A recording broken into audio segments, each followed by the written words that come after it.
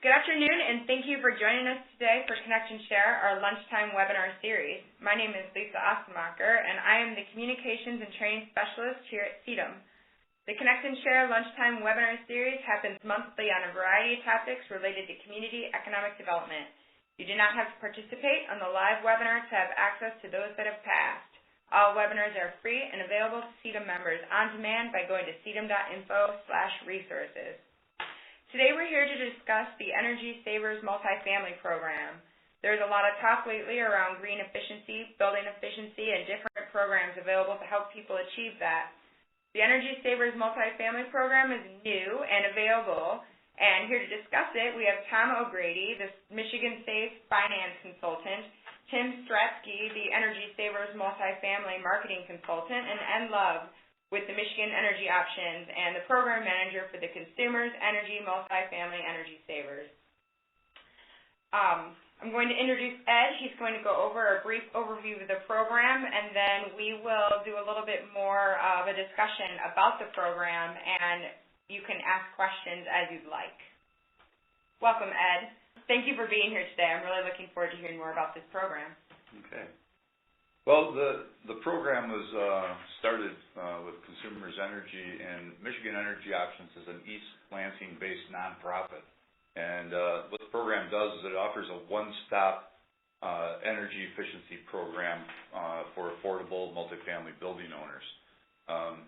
With the team, what we can do is help property owners simplify the energy efficiency process with free step-by-step help, rebates from Consumers Energy and other utilities. And it's a practical approach that we, in history, has been able to provide 20 to 30% savings of energy costs, and then thereby improving cash flow. And where it all starts is with the customer intake, and we streamline the process. A lot of times, I kind of go off script here for if you're looking at the graphics. A lot of times when you're applying for or working with a utility on multifamily, you have two different types of accounts. You have a commercial account for the common areas, and then you have the residential accounts that are either paid for by the residents themselves or are metered that way and paid by the property owner. And you had to go two completely separate routes in order to get the incentives offered by the utilities for the measures that you install. And then you had to deal with bid processes, getting the work done, getting it QC'd and all of that, arranging financing, working through state agencies and such. And it gets to be quite an onerous task. That's where we come in. We're a nonprofit. We're not trying to sell anything to anybody. We're helping people through the process.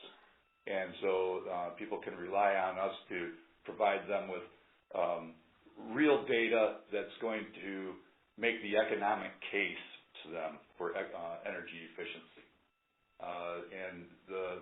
We can follow all of that work up with a 100% quality control inspections, and then we provide free ongoing monitoring for the year following the project.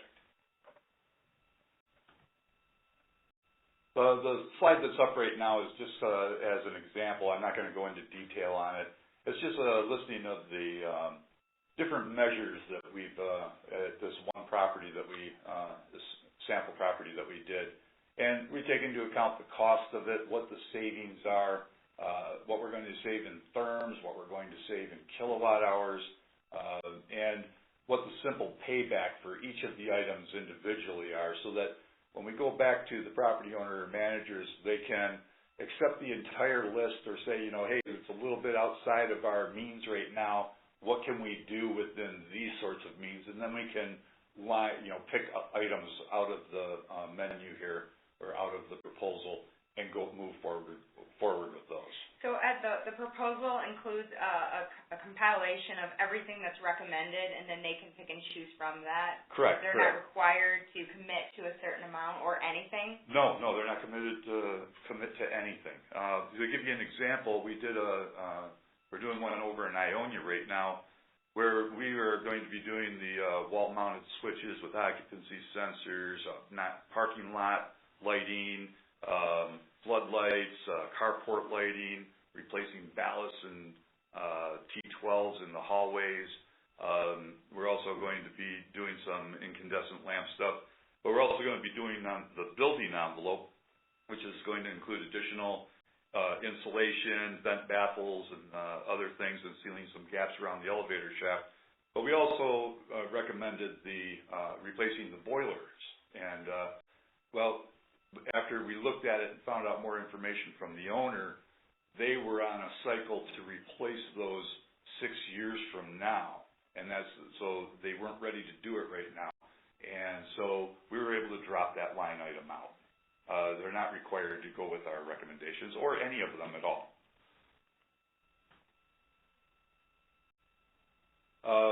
And then what we do is we provided an economic analysis of the whole project to show you what the savings would be, and then also the effects on cash flow if it's financed, what the savings versus the payment are. To give you an example, the same example in Ionia, the whole project would wind up having a cost of $32,000. Well, we brought over $4,000 worth of utility incentives into that, and they're going to be able to use their MSHDA reserves for a large portion of the remaining balance. But the overall payback, we were able to get the payback down to 63 months. So those utility savings after 63 months are going to go right to the bottom line.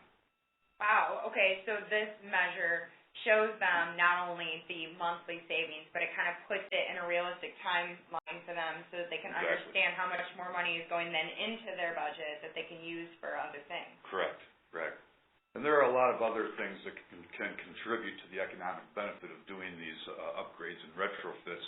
For instance, utility allowances that are provided by agencies like MSHDA.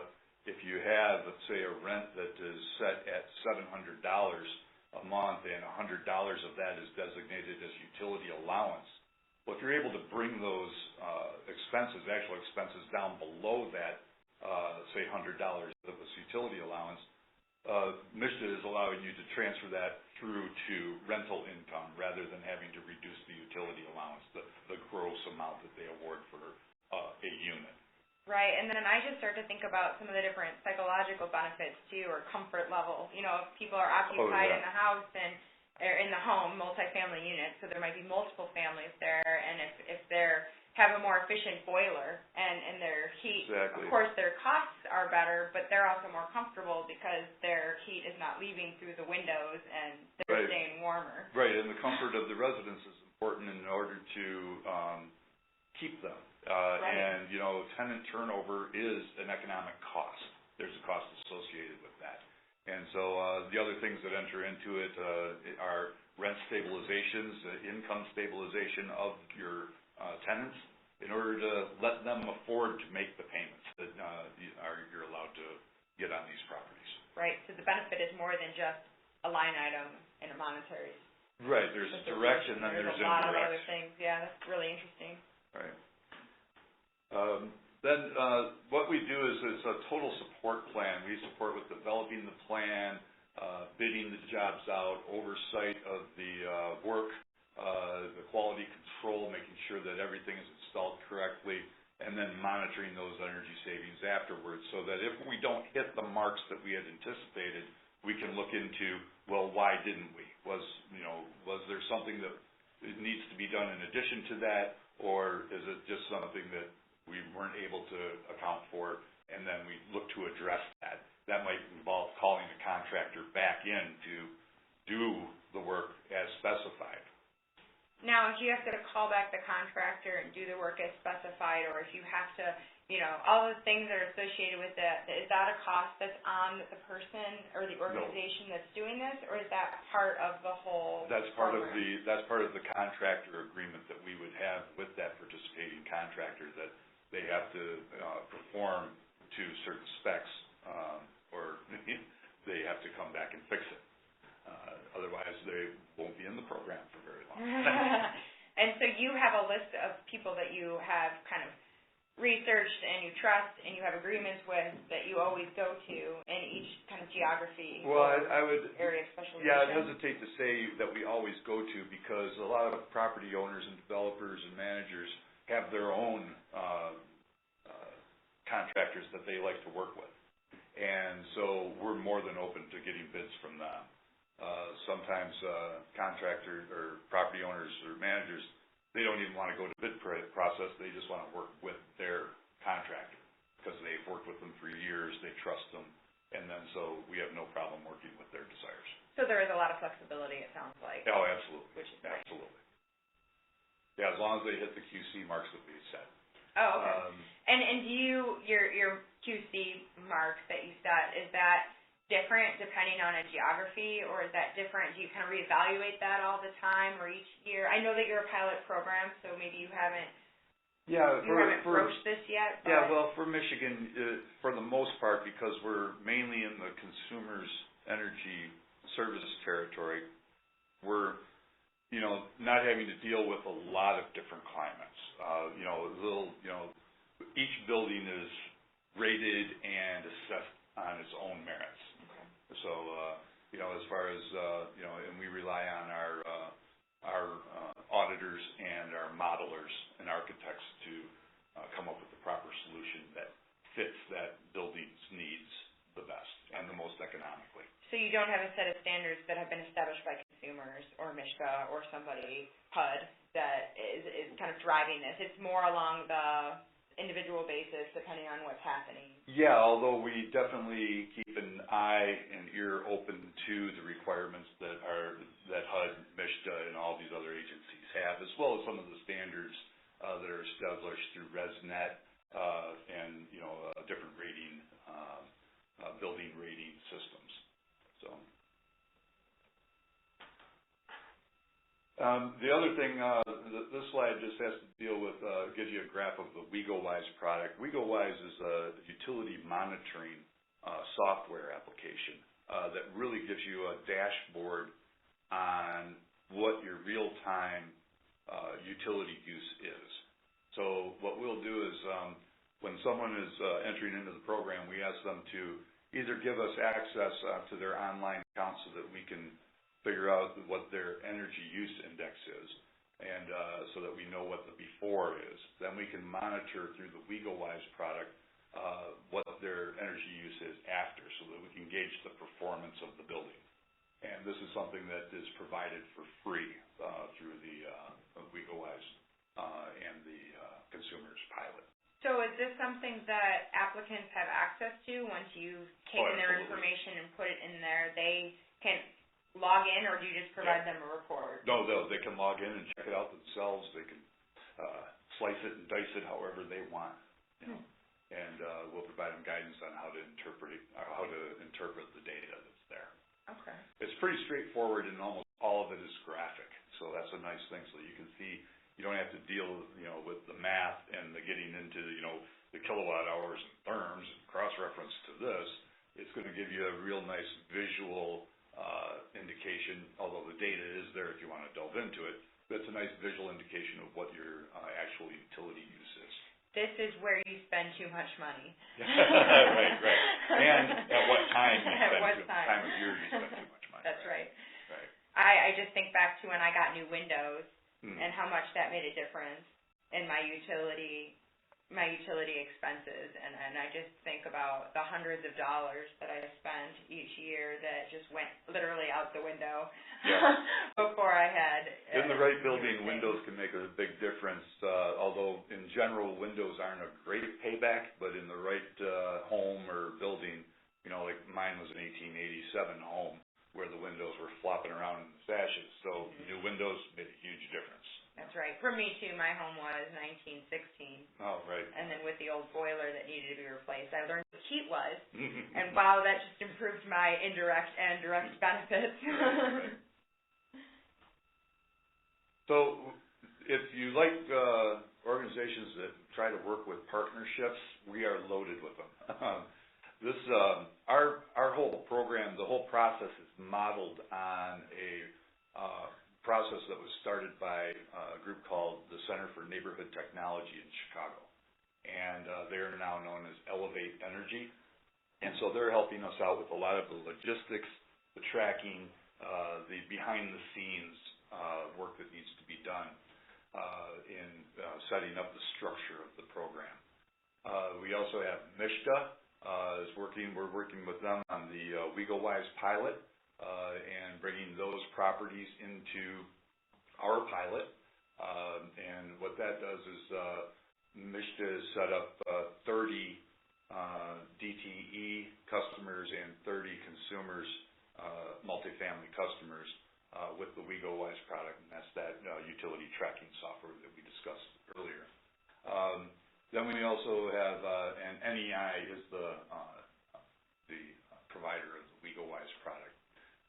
And then we also have Michigan Saves, and Michigan Saves is a real nice finance tool that we've been able to bring to bear on this program. They have a special product for multifamily properties, and I think I would ask Todd O'Grady, who's on the line, if he could give us some information on the Michigan Saves multifamily product. Sure. So Michigan Saves has partnered with Great Lakes Capital Fund to offer financing from $2,000 to $250,000 for terms anywhere from 24. We say 24 to 60, but we can go up to 84 with exceptional credit. Interest rates start at about 6%. We can finance basically anything that saves energy. And that includes windows, but boilers, LED lighting. Basically, if you can get an incentive from the utility, we can finance it. We currently have an 82% approval rating for people that apply for our financing, so we're really happy about that. We do our financing through Ascentium Capital, which is located in Sterling Heights. They're our primary lender for this program, and we find that the process is quick. It's a really small 1.5 page application. You'll know if you're approved within 1 business day. Once the work's completed, we pay the contractor within 1 business day after a verbal confirmation from the customer that the job's done to their satisfaction. We also have a quality assurance program where we'll come out and inspect the work of the contractor, and we'd align that with Michigan Energy Options or the utility so it's just 1 visit, so we're not intruding on the apartment owners or building owners. Todd, how can it be so quick? How do you only have a page application and are able to turn it around within 1 day? Because our lender's familiar with all the measures that we're trying to finance. They've already been through the whole, I think, 280 measures that we can finance. So it's just a matter of running the credit. And then if they have a rough credit, we might ask for a couple years of financials just to try and push them through, and that's really how we get that 82+% approval rating. So it's we're really happy with Ascentium Capital. They've been a great partner for this program. And is them as a funding source, is it fairly limitless? I mean, is there a limit to how many people can access this money? I know there's a cap on how much each person can borrow, but is there kind of a limited pool available, or is it? So we work on a loan loss reserve, meaning if a building defaults on their lease with us, with our lender, Ascentium Capital, then we'll pay that lease off. We've had 0 defaults so far on the business side program. Another note is we say it's capped at $250, but that's $250 per location. So we can have several locations with one either property management company or entity. So it's just $250,000 per location. Okay. But because you're working with a bank, they probably have a lot more funding capabilities than if you saved up a pool of money to give out to people as sort of grants or loans. Correct. And the loan loss reserve, through partnering with Great Lakes Capital Fund and folks like that, we've increased our bank, our pool of money. So as long as we keep those defaults low, we'll go on for a long time. There is a fee to the building owner. It's a documentation fee of $250 per deal, and then the contractor pays a 1% fee to participate in our program. But other than that, it's a great program. And Todd, could you talk a little bit about how some of the financing, the state agency and federal agency financing agencies treat this lease? So it is a lease with a $1 buyback at the end. Some organizations love it because they can write it off as maintenance rather than one capital outlay because it is a lease. Currently, MSHDA, we're waiving the lien requirement. This is an unsecured loan, by the way, unsecured lease, I should say.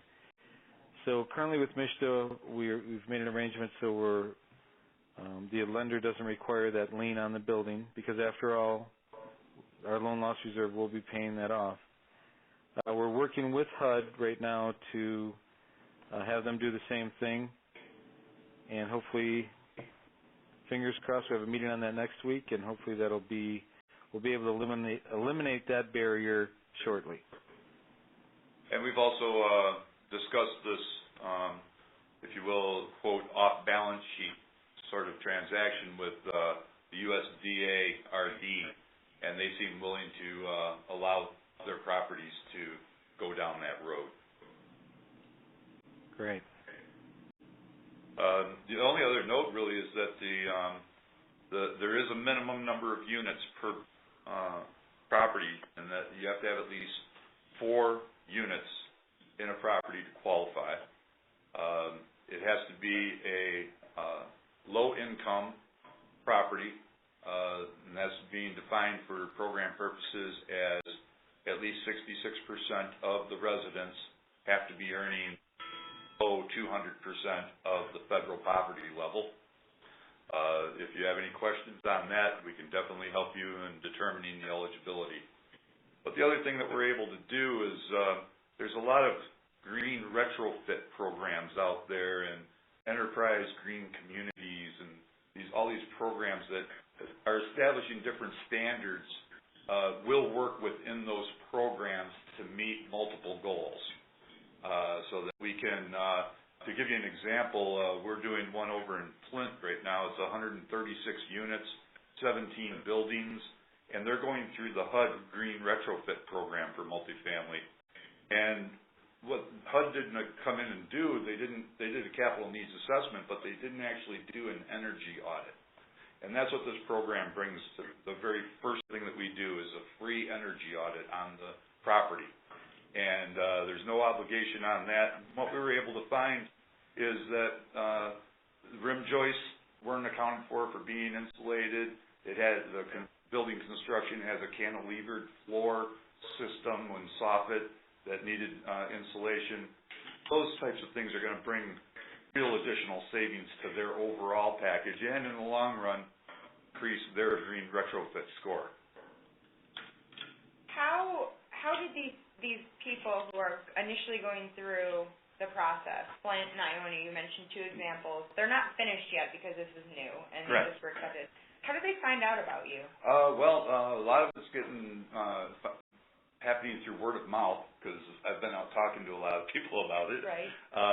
And we're working with MSHDA. We're going to be presenting with the Property Managers Association, so certain members of that group have knowledge of it.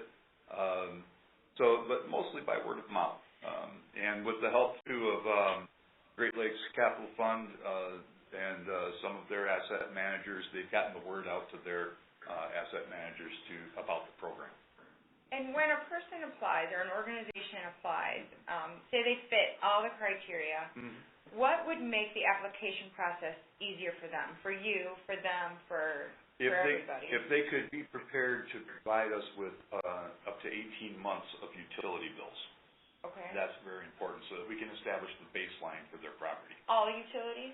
Yes. So you want this audit to be comprehensive. They can yes. come to you saying that they're really just interested in one thing, but you'd like to analyze them as a whole and then show them how, in general, their building would be more efficient if they could do everything in the world. This is what you'd like them to do, even if they have kind of one goal in mind. Exactly. Is that true? Right. And they're not required to follow our recommendations at all. Like I said, they could, after getting the audit, we might be able to show them, here's a benefit to you, but they might say, no, for whatever reason, we don't want to do that right now. Well, that's fine. Hey, you've got an energy audit.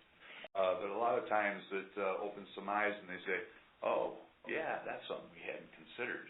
And that really does make a difference in the comfort level and the cash flow and everything associated, and qualifications for any of these green retrofit programs that are being adopted by agencies. And with all the different funding and financial programs available, even if an organization doesn't have a budget for this right now, it might be to their value to get this audit done. Sure. So that they can start seeking funding for specific portions of it as they see applicable. Absolutely, because you're looking at there may be money or funding available because you're looking at the incentives from consumers set aside $400,000 in direct utility incentives for this program to help offset the cost of the measures that get installed. Then you have a program like Michigan Saves that can come in with an off-balance sheet transaction that doesn't require liens, which really is a stickler with state agency and federal agency funding. In that hierarchy of lien holders, they're very careful about who's above them. They don't like to have anybody above them. Those two things are enough, but then when you add in the fact that you're basically holding their hand through the whole process, that's the thing. It feels safer, it feels more secure. They have one contact to go to rather than having to say, oh, okay, yeah, I got to deal with this bid, I've got this contractor, I've got this to deal with. Are they giving me a fair rate? Yes. Are they helping me? Are they trying to hurt me or screw me over? Are they going to finish the project? Yeah, you can have the confidence in that. We're a trusted nonprofit. We've been around working in Michigan energy issues and options for over 35 years. It kind of makes me think of how whenever I need to do anything, I would call my dad, and my dad would make sure that I got the right deal or that things were done correctly so I didn't get taken advantage of. Exactly. So you're sort of the organizational dad. Oh, hold on here. Right. You know what I mean. What you like mean. putting it into that perspective, it's basically you have somebody to help you make sure that things get done in the right way. And then with all the incentives that are offered through consumers and then different financial opportunities to help you pay for it, an organization should at least get the audit done. Exactly. Did we have any questions or additional comments from Todd? No, I covered it all. Nice job, Ed. Oh, thank you. And this is statewide, correct? This is not simply in one part of the state, or are there preferred locations that you're looking at? Well, the pilot itself from consumers is geared towards dual fuel properties. That is where they get their gas and electric from Consumers Energy. That said, consumers, we've been able to make arrangements for cost sharing on the audits for properties that are not dual fuel. So if it's a split fuel situation, we can still send them through the program. If neither one of their utility providers is Consumers Energy, we've been able to arrange for outside funding of those energy audits also. So yes, anyone in the state. Okay. So if anybody had any questions or they wanted to get started, a good place to start would be the website. Correct. And then if they needed more information or if they had direct questions, they can call you, Ed? Yes, please. Okay.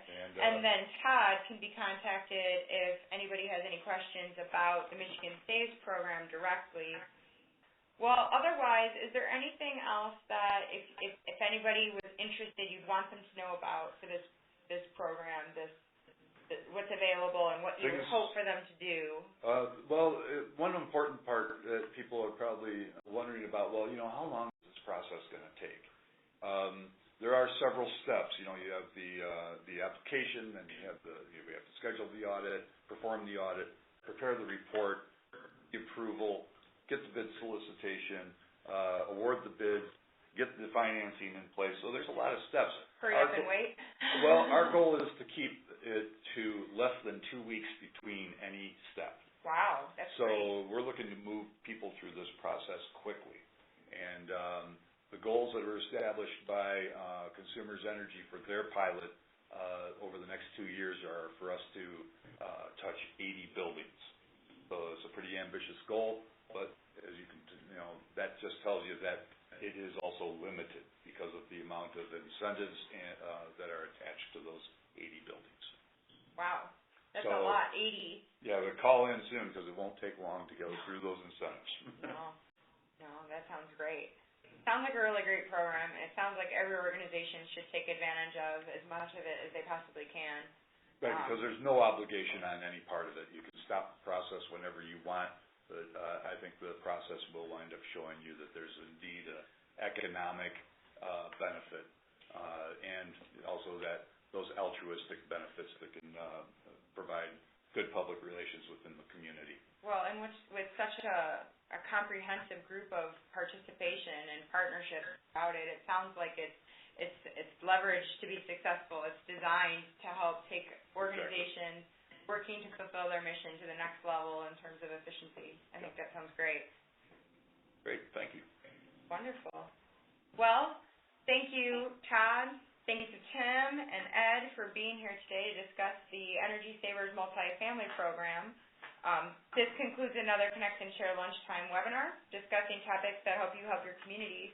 Again, you can access past recordings on the resources page of our website at cedum.info. This webinar will be a part of that collection.